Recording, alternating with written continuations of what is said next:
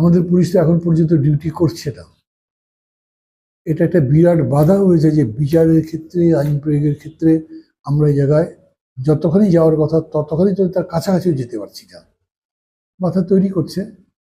তবে সরকার যদি এইখানে ওই যেমন একটা বলেছে যত্রতত্র গ্রেপ্তার করা যাবে না, তেমনি কোর্টে যদি মামলা করে সেই মামলা তো থানাতেই রেফার হয়, থানাকে বলবে যে তুমি এটা ইনভেস্টিগেট করে যথাযথ রিপোর্টের ভিত্তিতে ব্যবস্থা করো, গ্রেপ্তারের মধ্যে এখন যাওয়ার দরকার নেই।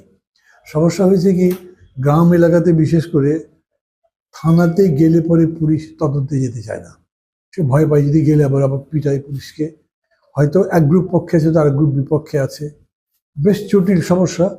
কিন্তু দিন যত যাচ্ছে আমি মনে করছি পরিস্থিতি এগিয়ে যাচ্ছে, সমস্যা হচ্ছে কিন্তু এগুচ্ছিও।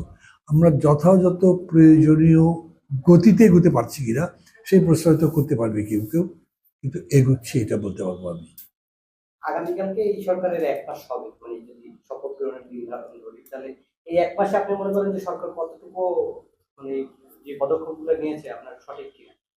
না, মূল্যায়নের জন্য 1 মাস মোটেই আবার কোনো সময় নয়। তবে এই পর্যন্ত যেটাই হোক, আগে তো ছিল যে সরকারের প্রতি মানুষের কোনো আস্থা ছিল না, বিশ্বাস ছিল না, যাই করুক তার নেতিবাচক সমালোচনা বেশি হতো এবং নেতিবাচক সমালোচনা হবার মতো কাজ সরকার করত। এই সরকার এরকম কিছু করেনি।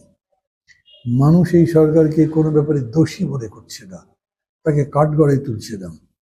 মানে যারা মনে করে, যে সমস্ত রাজনৈতিক দল যে স্বৈরাচার পতনের পর তারাই ক্ষমতার হকদার, তারা হয়তো প্রথম দিকে একটু অধৈর্য হয়েছে, কথাবার্তা বলেছে, তাড়াতাড়ি ভোট দেন ইত্যাদি, কিন্তু তারাও জনগণের আকাঙ্ক্ষার কাছে নতি স্বীকার করে বলেছে এই সংস্কারের জন্য আমরা যৌক্তিক সময় দেব। তো তার মানে কি দাঁড়াচ্ছে?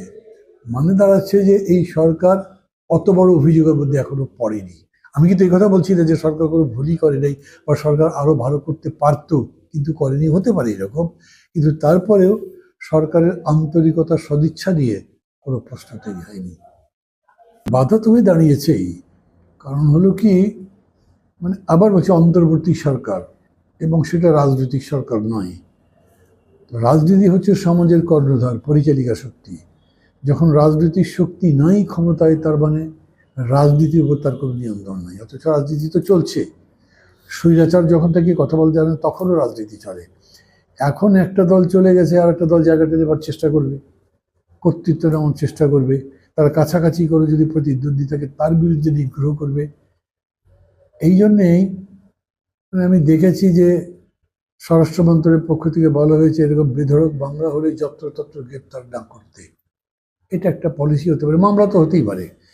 মানে আমার কাছে এরকম তথ্য বহু আছে, কলেজের একজন প্রিন্সিপাল, তার কাছে চাকরি জন্য দরখাস্ত করেছে 2-3 জন, একজন পেয়েছে, 3জন পায়নি, 3জন মামলা করে দিয়েছে, পারলে পুলিশকে মানে নিজেরা ধরে পুলিশের হাতে দিয়ে দিয়েছে।